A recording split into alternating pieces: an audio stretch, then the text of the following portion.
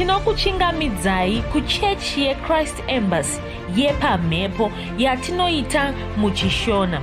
Iko zvino hapachina chikonzero chokupedza svondo rose usina kupinda chechi, nokuti painopindwa unenge usipo, kuda wakanga uri kubasa pakaenda vamwe kuchechi, kuda wakanga uri parwendo, kuda chechi yeChrist Embassy haisati yakuwanikwa kwaunogara, kana kuti unofarira hako kudzidza shoko raMwari nechishona.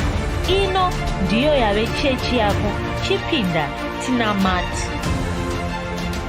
Haleluya. Tinosangana zvekare pamunamato wedu weChrist Embassy watinoita pamhepo muchishona, ndichimba kuti makava nesvondo rakanaka, uye ndichimba kuti senguva yose zvinhu zviri kufambira zvakanaka, zvikuru sei nemhaka yekuti munofamba munoshandisa shoko raMwari pakurarama kwenyu. Kana ukashandisa shoko raMwari pakurarama kwako, zvinhu zvenyika ino hazvigoni kukudherera. Zvinhu zvenyika ino hazvigoni kuita zvazvinoda pauri muupenyu hwako. Zvirwere hazvigoni kuita zvazvinoda pauri kana uchishandisa shoko raMwari pakurarama kwako. Kuna vamwe vanofunga kuti kushandisa shoko raMwari hachisi chinhu chakanyanya kungwara nokukosha, asi izvozvo ndozvisina kutongwara zvokusashandisa shoko raMwari. Shandisa shoko raMwari. Zvinhu zvingakubatsira panyika pano zvakawanda-wanda, asi batsiro yazvo yazvinokupa haina kwainosvika. Inosvika pakungopera. Haleluya. Vanhu vanogona kubatsira kusvika pamwe vogumirwawo. Midziyo yepanyika pano inogona kubatsira kusvika pamwe yogumirwawo. Mari inogona kubatsira kusvika pamwe yogumirwawo. Asi batsiro chaiyo chaiyo yaunogona kuwana ibatsiro yaunowana mushoko raMwari. Shoko raMwari rakakosha, ndoraunofana kushandisa pakurarama kwako, ndoraunofana kutungamidza muupenyu hwako. Tungamidza shoko raMwari. Tanga neshoko raMwari. Kuna vamwe vanozoenda kushoko raMwari kana zvimwe zvavanga vachivimba nazvo zvazokundikana. Izvozvo hazvina kungwara, nokuti une watotaridza kuti hauvimbi naMwari. Ukaona munhu ngatimboti pano munhu anoda batsiro, anoziva kuti iwe unogona kumubatsira, asi womuona achitanga kunyenyeredza, wombomhanya kuna nhingi achifunga kuti kuda achangobatsirwa iwe ugosvoteswa kana kuti kudii hameno. Woenda kuna nhingi womuona zvako achitenderera achipotedza kumwe kwose kwose. Womuona zvino agumirwa apererwa, wozomuona akunyahwaira achinyara-nyara achiuya kwauri kuzokumbira kuda muchitogara mose mumba. Ouya achinyahwaira achinyara achiuya kuzokumbira zvinhu zvaanga achitsvaka kwese ikoko. Unofungei pamusoro pazvo?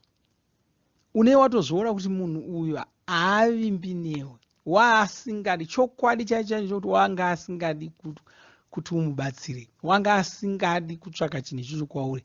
Watomanikidzwawo nokuti vamwe vose vanga achitarisa kuti vachamubetsera vakonewa. Ndosaka azouya. Haana kuuya kwauri nokuti anovimba newe, haana kuuya kwauri nokuti anokufarira. Watouyawo nokuti kumwe kwose kwaramba.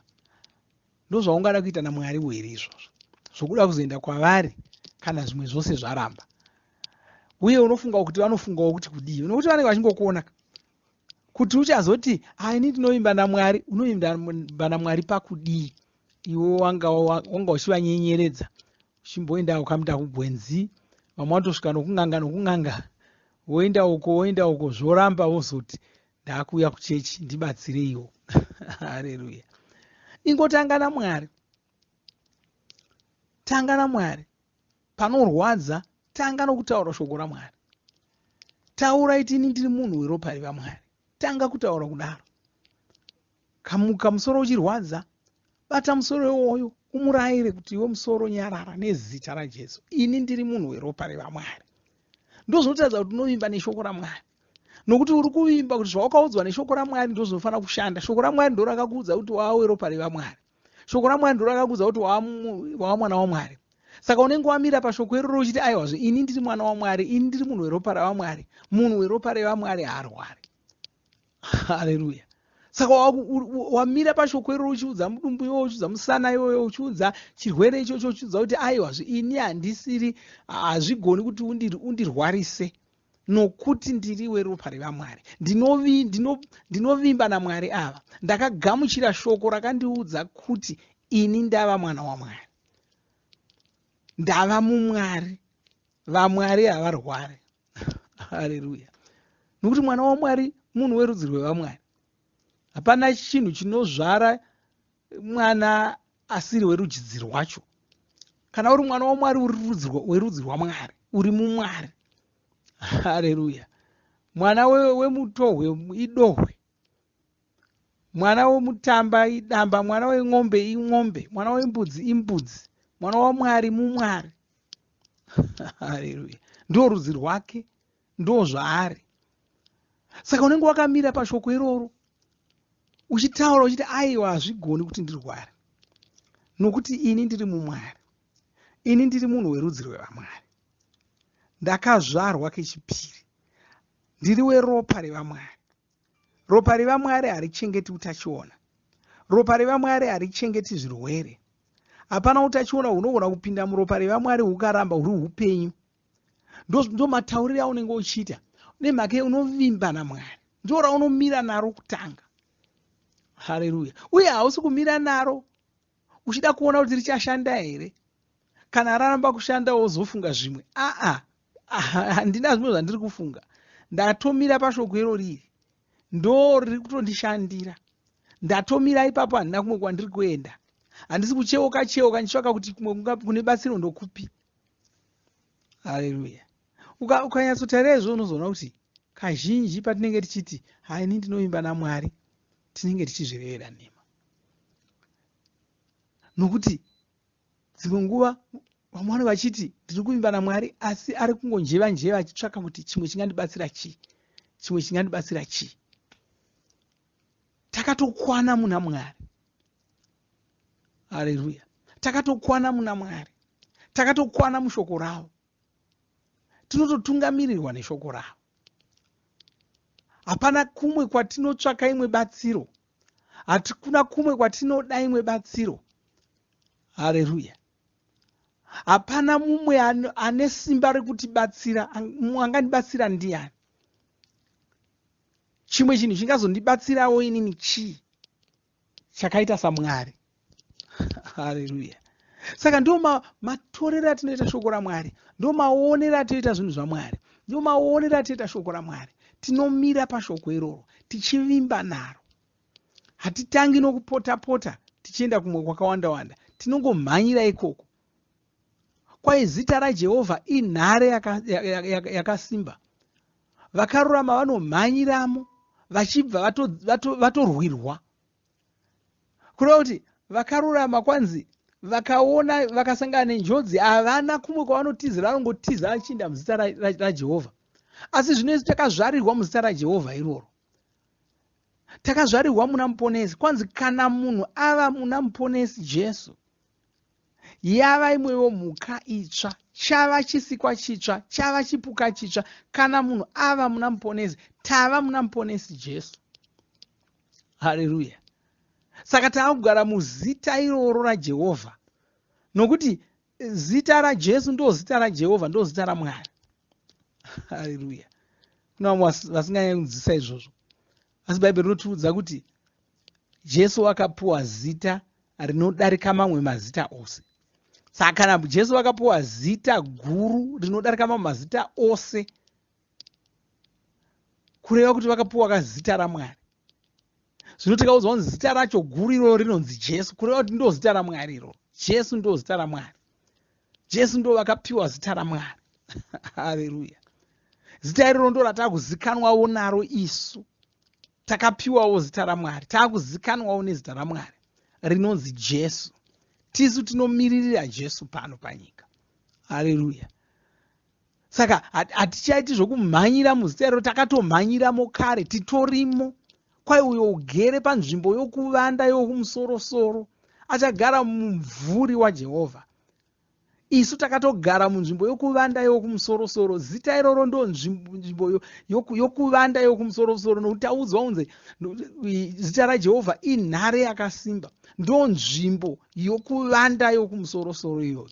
Kwaikange urimo, hapana njodzi ingakuwira, hapana hosha ingasvika pedo neimba yako, hapana hosha ingasvika pedo newe. Ndozvinotaurwa muna mapisarema 91 inotitaurira izvozvo. Saka ndozvatiri, ndozvatinoimba nazvo. Haleluya, haleluya. Asi toda kuti makorokota takatanga mwedzi waKurume. Nhasi ndosvondo yedu yokutanga yemwedzi iwoyo.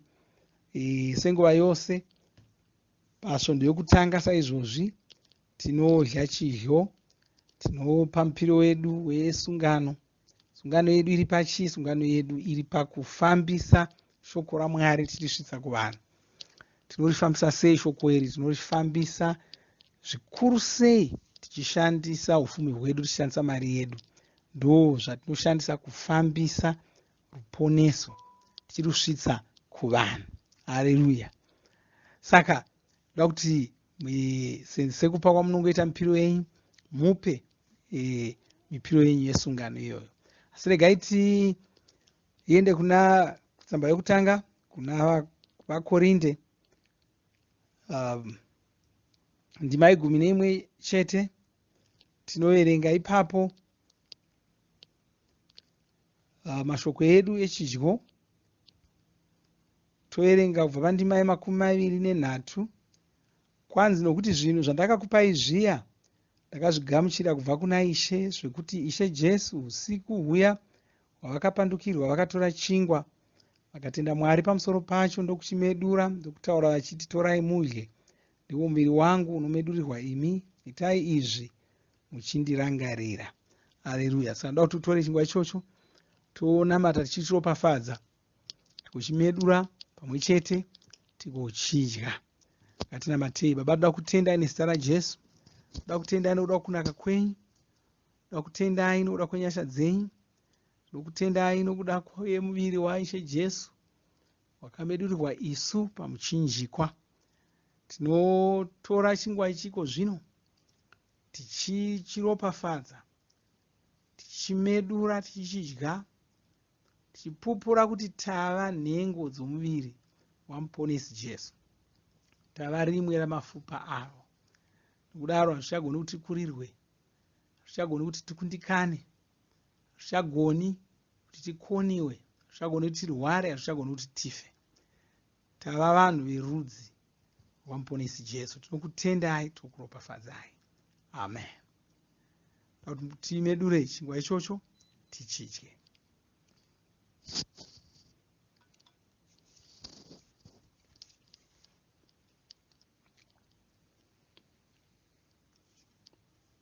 Ndima 25 kwanzi vakazopedza kurayira vakabva vatora mukombe ndokuenderera mberi nenyaya yavo iyi, vakati, mukombe uyu isungano, ndiyo sungano itsva muropa rangu.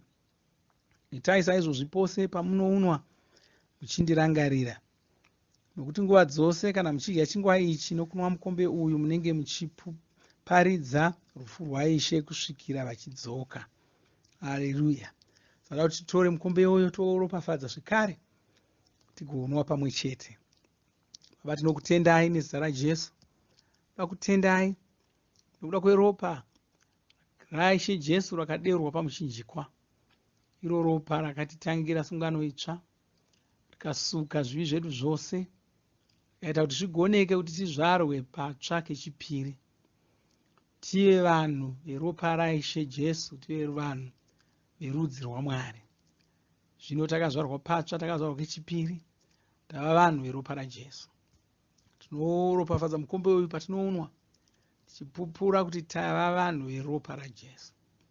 Hazvichagoni kuti tirware, hazvichagoni kuti tikundikane, hazvichagoni kuti tikurirwe. Tinobudirira pane zvose zvatinoita muzita ramambo Jesu. Amen. Haleluya. Toda kuti tinwe mukombe iwoyo.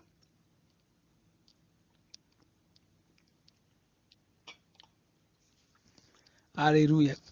Unotora chinguva shoma shoma chongonyengetera tichitenda Mwari pamusoro pechidyo ichochi, tichitenda Mwari pamusoro pekuti tava vanhu verudzi rwaMwari, tava chikamu nhengo dzomuviri wavo, tava vanhu veropa ravo. Ngatitendei Mwari.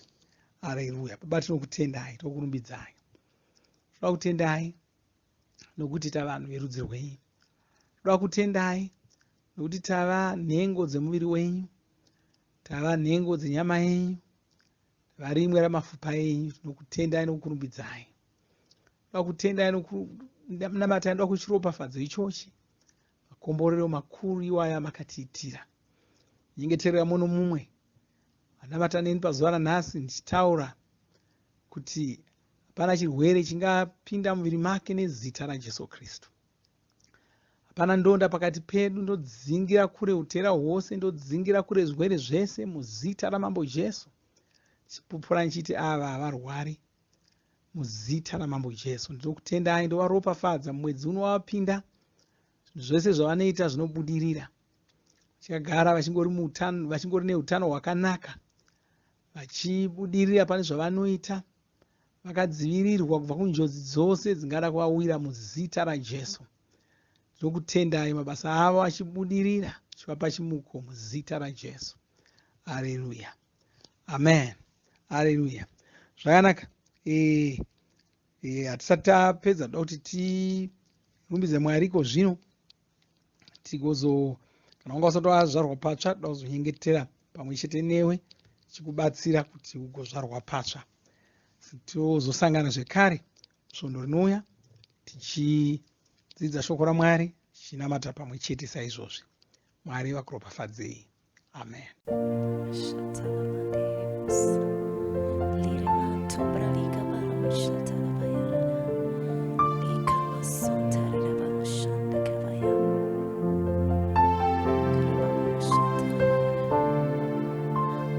Zvose zvamanditira Ishe ndinotenda, mandita mukundi, hapana chandinotya, kundipa mufaro, kundipa rugare, pane zvose zvamanditira Ishe ndinotenda, mandita mukundi, hapana chandinotya, kundipa rufaro, kundipa rugare. Ndinokutenda Ishe, hakuna mumwe wakaita semi. Ndinokutenda Ishe, hakuna mumwe wakaita semi.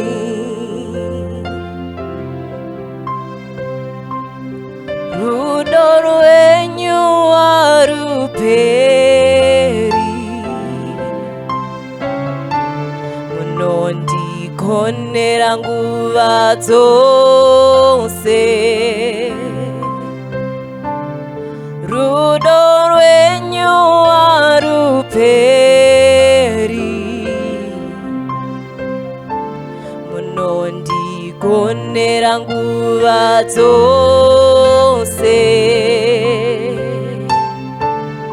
Rudo rwenyu haruperi,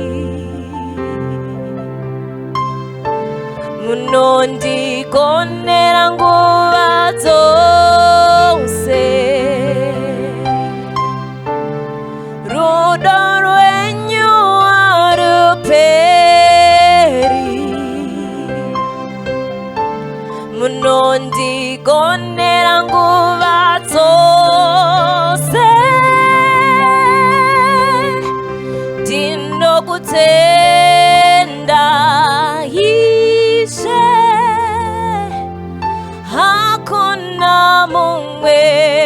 wakaita semi. Ndinokutenda Ishe, hakuna mumwe wakaita semi. Ndinokutenda Ishe,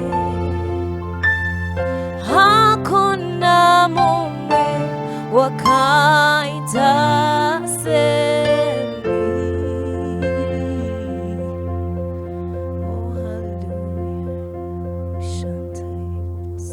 Tinovimba makomborerwa nemunamato wesvondo rino. Kana manga musati mazvarwa patsva, namatai mumashure mangu, muchidudza, muchirevesa. Taurai muchiti, Mwari vari kudenga, ndinouya kwamuri, ndinokoka Jesu kuti vapinde mumwoyo mangu. Ndinokumbira kuti Jesu vatonge upenyu hwangu. Ndinopupura kuti Jesu ndivo vava Ishe wangu. Saka ndinogamuchira upenyu usingaperi mumweya mangu. Ndazvarwa patsva, ndava chisikwa chitsva. Ndinokutendai. Amen. Makorokoto mazvarwa patsva, tinokugamuchirai muchechi yeChrist Embassy.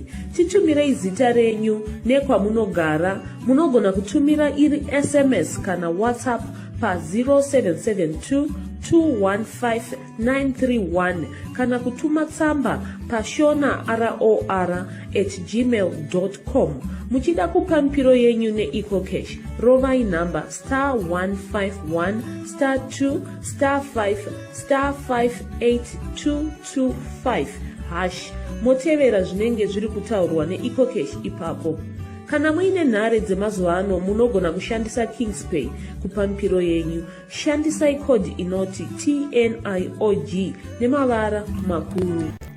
Tinoda kukuzivisai zvinotevera. Tinokurudzira kuti musadarikwe nezvidzidzo zveRhapsody. Zvidzidzei kuti shoko riwande mamuri, mugone kumirisana nezvinhu zvinonetsa muupenyu. Tinodavo kuzivisa vane nhare dzeEconet kuti *205# mava kugona kuwana Rhapsody panhare dzenyu kunyangwe musina WhatsApp.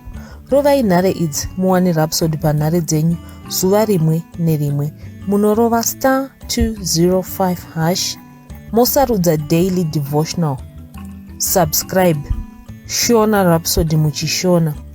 Munamato uno munoubata pa WhatsApp, pa radio, pa YouTube panoti Shona Online Church, pa www.ce-shonachurch.org, nepa vcc.rhapsodyofrealities.org. Tinokumbira mutizivise kana muri kutibata pane imwe yenzvimbo idzi. Kana pari painternet, munogona kunyoresa muchitipa zita renyu. Kana pari pa WhatsApp, tinyorerei tigopota tichikutumirai zvimwe zvidzidzo, kana kutitumira SMS pa 0772 166 928. Ivai nesvondo rakanaka.